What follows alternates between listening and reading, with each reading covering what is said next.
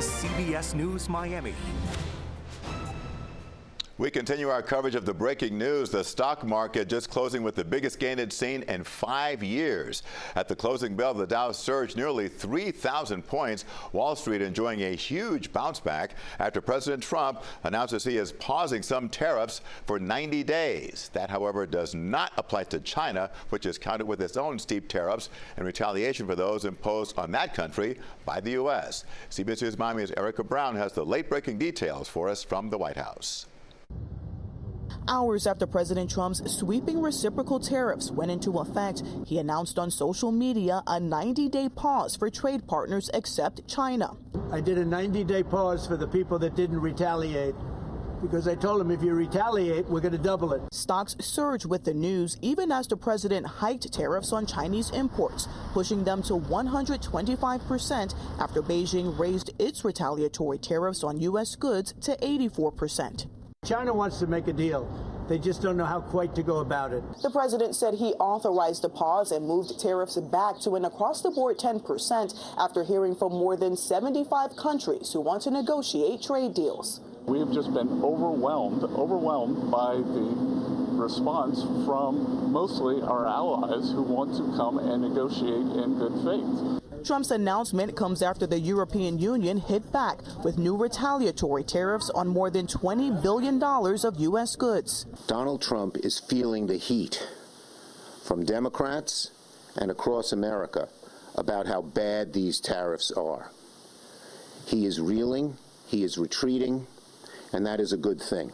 The White House says Trump's reversal today was not influenced by the stock market's volatility, saying dozens of countries are now pushing for new trade negotiations, which was the president's strategy all along. Erica Brown, CBS News, the White House. Always alerting, always tracking. This is Next Weather. Well, what a difference a day makes. Let's get a check of our next weather forecast from Chief Meteorologist Ivan Cabrera. Ivan, yesterday we had a next weather alert, but today a nice cool change. Nice cool change, and the key to that is the lower humidity as well. We've got numbers here in the 30s and 40s, and relative humidity for the weekend will drop even more so, and really just a few fair weather clouds that have been rolling through. Not a huge deal across South Florida. It's been a gorgeous day, no question about it. Let's talk about the temperatures, though. They continue to kind of stay stable, right? We're looking at numbers here in the upper 70s. I think that's about it. We'll reach some spots 80 degrees, but otherwise it's going to be a nice night. And once again, we're going to have temperatures dropping into the 60s. Another thing we use to measure humidity and the comfort factor is the dew point, because it doesn't matter what time of night or day it is.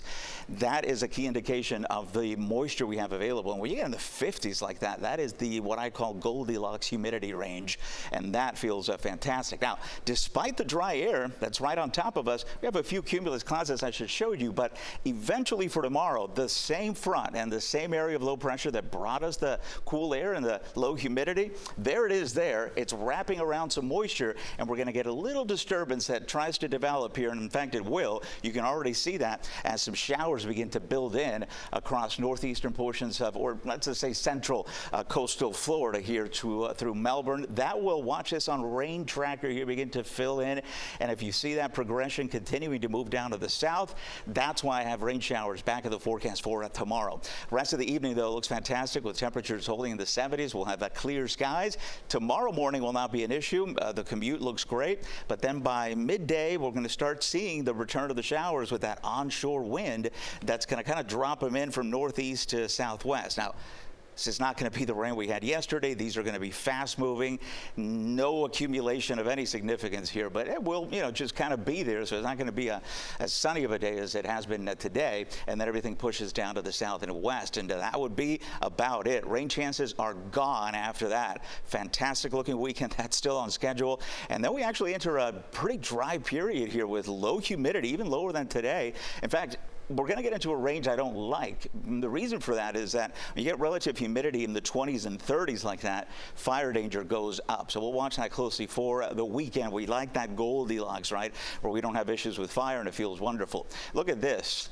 Talking about low humidity, that's what temperatures can do behind a cold front that is coming on Saturday. So we're going to wake up Sunday morning with temperatures in the upper 50s to around 60. We have not done that in weeks. And in fact, we didn't have to do that and still go into the spring with without it. So this is a nice bonus. Tonight, not as cool as Sunday morning, but we'll take 60s, and then for tomorrow, we'll be back into the 80s with the forecast again depicting about a 20 to 30% chance of showers on your next weather 7-day forecast, which will take us through that fantastic weekend coming up. Highs of the low 80s, low humidity, and that great weather, by the way, continues into next week. All right, Ivan, thank you. The Florida State Senate today passed the Tristin Murphy Act. The measure transforms how mentally ill people are detained for most nonviolent offenses. And this is the result of the 2023 CBS News Miami documentary, Warehouse, The Life and Death of Tristin Murphy.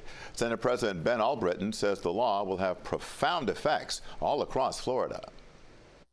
Humanity gets the credit for this bill,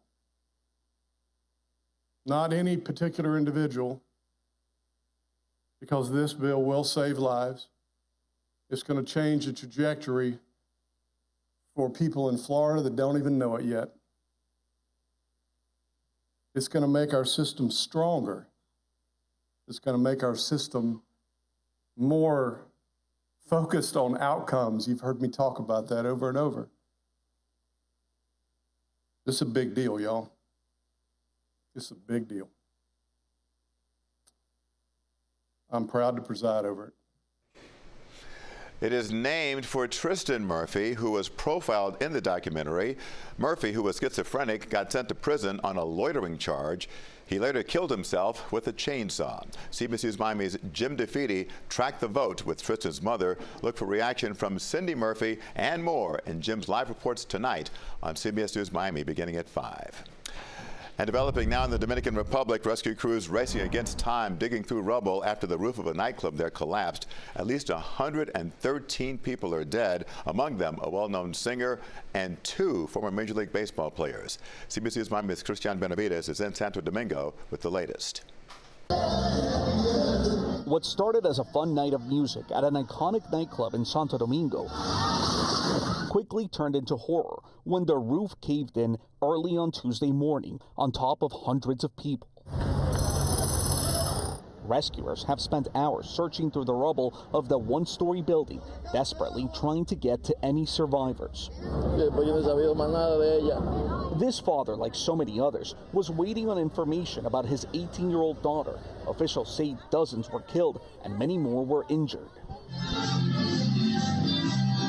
Among those who died was beloved Dominican merengue singer Ruby Perez, who was performing on stage when the roof collapsed. Former MLB players Octavio Dotel and Tony Blanco also died. Dotel started his career with the New York Mets in 1999. The team held a moment of silence for him last night. Nelsie Cruz, the sister of former MLB All-Star Nelson Cruz and a local politician, was another victim of the tragedy. Cruz called the country's president while still trapped under the debris, according to the First Lady. She later died in a hospital. In a statement, the MLB commissioner said in part, "The connection between baseball and the Dominican Republic runs deep, and we are thinking of all the Dominican players and fans across the game today." The nightclub owner says that he is willing to cooperate with whatever investigation may take place. Officials say that there will be an extensive investigation, but that for now, they're focused on the search and rescue efforts. Christian Benavides, CBS News, Santo Domingo, Dominican Republic. And here in South Florida, members of the Dominican community will gather for a vigil tonight to remember the victims of that deadly roof collapse. That vigil will happen at 6 p.m. at Juan Pablo Duarte Park on Northwest 28th Street in Miami. We will be live there tonight on CBS News Miami at 6. Well, new details now in a large haul of drugs offloaded at Port Everglades. Street value, an estimated $500 million. The Coast Guard cutter James took in more than 44,000 pounds of cocaine and 4,000 pounds of marijuana. These drugs were seized in operations that occurred throughout the Caribbean and off the coasts of Peru, Ecuador, and the Galapagos. Attorney General Pam Bondi says the drug seizures will save thousands of lives. When we come back, doctors rethinking how they treat kids with concussions. Hey everybody, I'm Betty Lynn. And I'm Erica Gonzalez. There are 642 cases of measles across the United States, and that includes Florida. 2 children in Texas have died from an outbreak. Coming up tomorrow on CBS News Miami Morning Edition, a South Florida dermatologist breaks down why kids are spreading it without even knowing they have it. That's tomorrow morning at 6. On the Health Watch now, the way kids are treated after suffering a concussion is changing.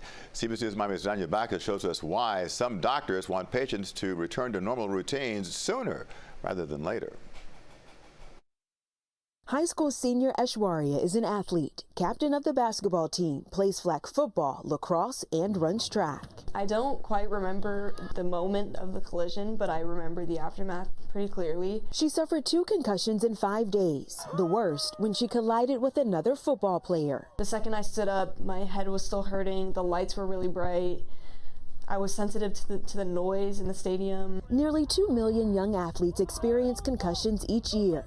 Aishwarya was initially told to rest in a dark room with minimal physical and mental activity. Outdated guidance, according to sports medicine specialist Dr. Jonathan Santana. After about 48 hours, we do want them getting back into their activities of daily living. So that usually includes going to school. And that's probably the hardest thing for many of these kids to do because school can be the most demanding on the brain. Children's Hospital Los Angeles is one of 6 hospitals nationwide studying what factors impact quality of life or predict how long concussion symptoms will last for student athletes. Those that get back into daily activities and activities of daily living tend to have better outcomes. Recent studies show the longer kids stay out of school after a concussion, the harder the recovery.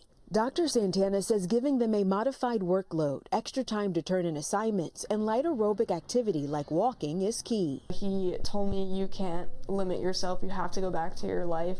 You have to build your confidence up again. Aishwarya says her recovery took off after seeing Dr. Santana. She was cleared to return to sports after 3 months and recently played in her league's All-Star game. Danya Bacchus, CBS News, Santa Clarita, California.